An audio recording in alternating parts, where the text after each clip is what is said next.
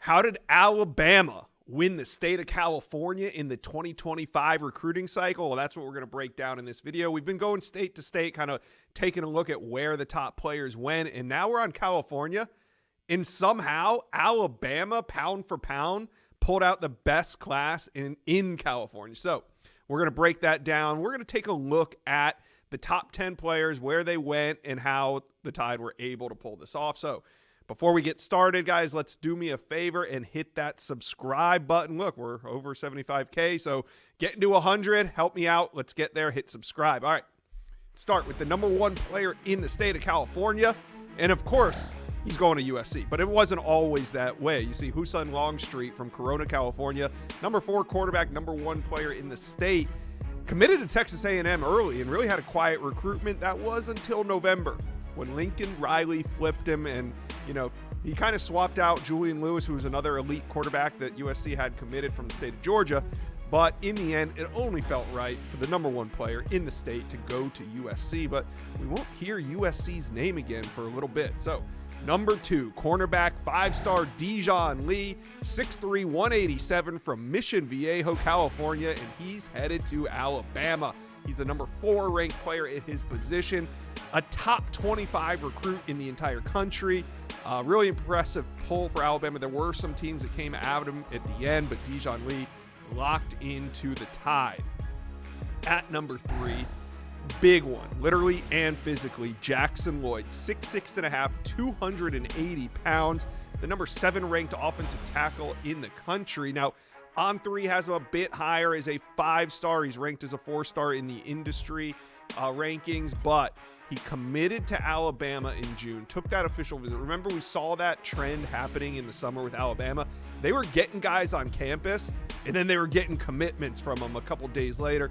You don't really see that these days because these guys like to set big commitment dates down the road, have big announcement ceremonies, but Jackson Lloyd was one of those guys that just took the trip and decided, I want to end this recruitment, and committed. Now, a couple teams made a run at him late, but Bama signs the number 3 player in the state of California. At number 4, Adonis Curry. He's going to Texas A&M, and A&M did some damage in the state of California. Curry, 6'1", 160 pounds from Lancaster, California, and a really good one. Mcale loading up on defense, and not the last California recruit that we'll see headed to College Station. At number 5, cornerback Chuck McDonald, and another Cali to T-Town recruit. McDonald, he's from Powerhouse Modern Day High School. He goes 6 foot, 185. He's expected to play corner at Alabama. At number 6, linebacker Madden Foro. Now this went down to the wire. USC was heavily involved here, but Foro chose South Bend over Southern Cal. He's 6'2", 225. Expected to be an early contributor for the Irish. At number 7, Mcale Tooi.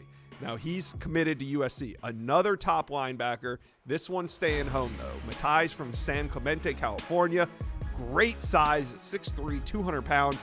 A important pickup for the Trojans. At number 8, Hayden Low. And he's going to Miami.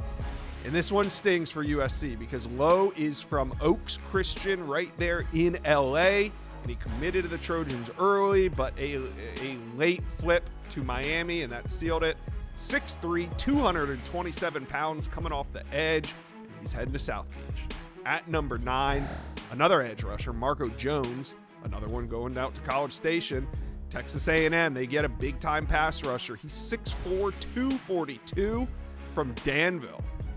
All right, and then at number 10, linebacker Noah Mcale. Another big pickup on defense for Mcale and the Aggies. Mcale took 11 visits to USC throughout his recruitment, but in the end, he's heading to Texas A&M exactly. So that's the top 10. And then I thought we need to mention number 11. You got 6'6" tight end Caleb Edwards from El Dorado Hills, and he's heading to Alabama. So that's why Alabama, pound for pound, did the most damage in the state of California. Bama lands 3 in the top 5, plus number 11, so 4 out of the top 11. A&M, they land 3 in the top 10, only 1 in the top 5, so not as strong as Alabama's. But then you got USC, or I should say, then you got USC, and they did land the number 1 overall in Longstreet, but really only one more after that. So, how did Alabama do it? Simple. Relationships.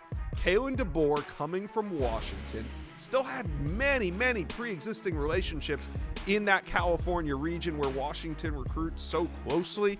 So, do I think Alabama's going to be able to do this every year? No, I don't think they're going to go into the state of California and land the best players every year. No, but as you know, I think we'll see a slow decline as Kalen DeBoer's relationships kind of run out, the ones that he was building at Washington, although he still knows plenty of people and coaches in California. But a lot of these recruits that maybe visited Washington could make an easy correlation to his time at Alabama. So this year, Kalen DeBoer does some damage in the state of California. We'll see if next year USC can make a rebound and own the state once and for all. So you guys talk to me. What do you think? Do you guys believe me? Do you think Alabama recruited California better than anybody else? Or was there another team? Let me know. Comment section below.